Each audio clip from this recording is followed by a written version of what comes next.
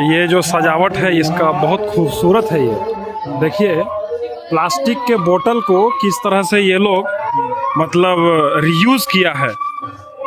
मतलब ये environment friendly भी, मतलब सोच लीजिए एक तरह से जो है ये वातावरण को भी लोग हाँ मतलब रीयूज किए हैं उस चीज़ को ये लोग जो है। हाँ फिर से जो है उसको उपयोग करके आप देखिए ये झालर भी जो है ये लोग होममेड बनाया है, बहुत शानदार लग रहा है। ये प्लास्टिक का जो बोतल है, जो पानी हम लोग पी कर फेंक देते हैं, उस बोतल को देखिए यहाँ के नन्हे मुन्ने बच्चों ने किस तरीके से इसको जो है बनाया है।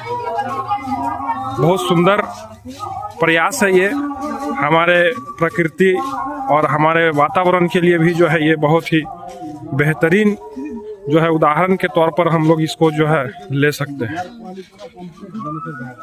यहाँ एक आसामीज में क्या लिखा हुआ है, खोगेंदा पढ़िए। श्री श्री अखंड हरिनाम संकीर्तन नवेम्बर 14, 2024 बृहस्पतिवार रात्रि अधिवास कीर्तन। शुक्रवार अखंड हरिनाम संकीर्तन आरंभ, स्थान नपाम तेजपुर शरीदपुर असम।